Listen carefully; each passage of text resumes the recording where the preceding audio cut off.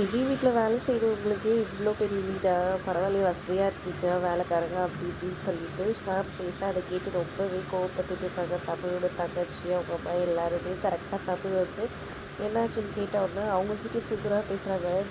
சாம் உடனே அவங்க கையை பிடிச்சி தரன்னு இழுத்துட்டு வந்து தமிழ் வந்து வெளியே விட்டுறாங்க. ஒழுங்கு மரியாதை எது போயிடுன்னு சொல்லிட்டு, நீ வேலைக்காரி தானே நீ, உங்களுக்கு அப்பாவும் எங்கேயோ ஓடி போயிட்டாரு, கூட்டிட்டு வந்து இங்கே வந்து செட்டில் ஆகிட்டீங்க அப்படி இப்படின்னு பேச உடனே தமிழுக்கும் வந்து பலரும் கை ஒங்கிட்டு வராங்க. அப்புறமா சிபி வந்து தடுத்து நிறுத்துறாரு.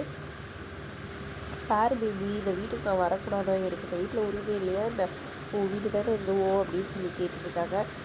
போடு நிறுத்து அப்படின்னு பலாருன்னு ஒரு அடி குடிப்பாரு. அந்த வீடு என்னோட வீடு வேண்டாம், என்னோட சத்தத்தை நீ எப்படி இந்த வரையெல்லாம் பண்ணலாம், போய்க்கிறது அப்படின்னு கோவமாக இது பண்ணியிருக்காங்க.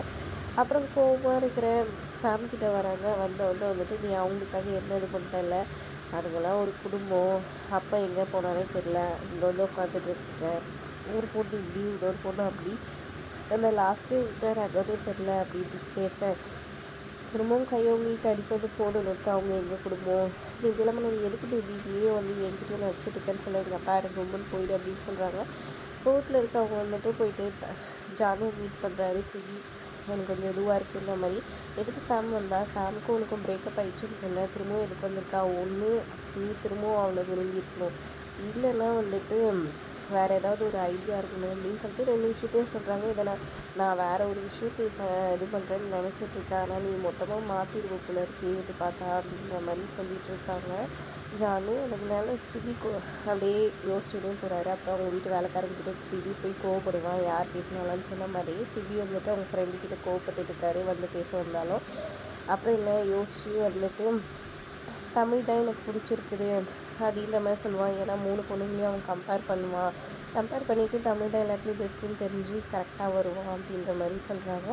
அதை கேட்டவொன்னே இவங்கள சந்தோஷப்பட்டுருக்காங்க. அதுக்கப்புறம் கனவுல வந்துட்டு சிபி வந்து நான் தமிழ் தான் கல்யாணம் பண்ணிப்பேன்னு எல்லோரும் எதிர்க்கவும் சொல்லி தமிழ்கிட்ட சம்மதம் கேட்டு தமிழும் சரின்னு சொல்ல 2 பேரும் சேர்ந்து ஆசீர்வாதம் வாங்குற மாதிரி நினச்சி பார்க்குறாங்க ஜானு கனவுல.